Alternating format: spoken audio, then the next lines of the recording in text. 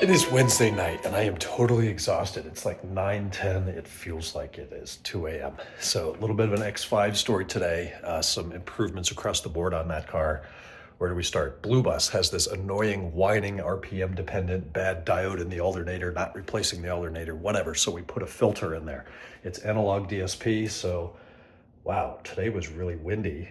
And now I remember there's vents in the roof of this house and it kind of stirs up the dust and it's not an attic, but the storage space above the garage.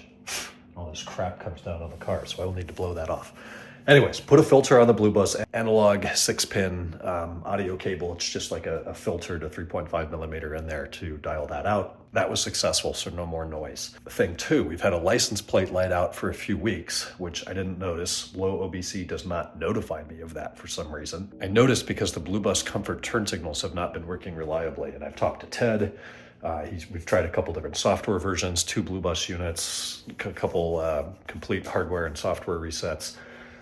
And he's like, do your license plate lights work? And I said, what the hell does that have to do with it? He's like, I don't know, but it seems to have something to do with it. So I went back to the car. Sure enough, one of them's out. So I got a data log for him. What's really annoying is every time I hook up the Blue Bus and start logging, then it functions as designed. And I can't figure out how to break it when I'm logging it.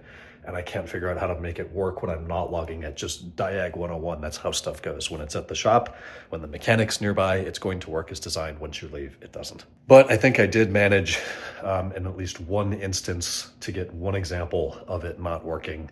I sent him 3 or 4 logs. He's got to get through the code still to figure it out. But rather than just replacing a bad bulb or a bad socket, I ended up replacing the whole little, they call it a grip handle. It's that black strip under the BMW roundel on the rear hatch.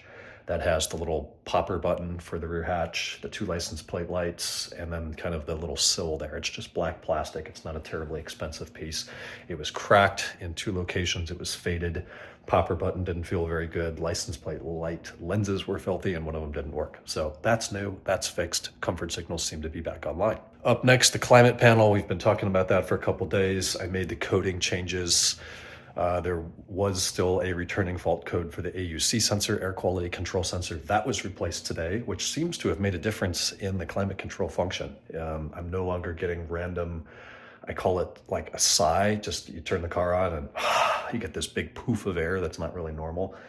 At least on a small sample size with the new AUC sensor and proper coding, that seems to be resolved. Alan's working on the black 540 with the 4.6 M62, new Vanos adjustment units in there, engine's getting resealed, every single M6x1 thread in the upper timing covers, the block, the lower timing covers, the water pump housing, all of that stuff has stripped out. Whoever worked on that car before used foot-pounds instead of inch-pounds. It's maddeningly frustrating. It's cost us a ton of time, and unfortunately the customer in a bunch of labor because it cost us time. Leaker game tonight, very disappointing.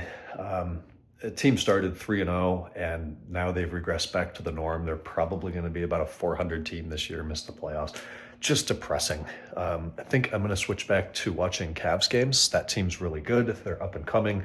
And more importantly, they have an ownership and front office that is motivated to be a good NBA team, and that's more than we can say for the Lakers. That's it tonight. We had a pizza for dinner, watched the game, a little bit of Brooklyn Nine-Nine, now headed to bed. I'm going to be asleep by 9:30 tonight, which means I will be up about 4 a.m. I can't go to the shop at 4 a.m. Well, I could, but I don't want to. So it'll be a long morning doing email in bed, I think. But tomorrow's already Thursday. We'll talk then. Night.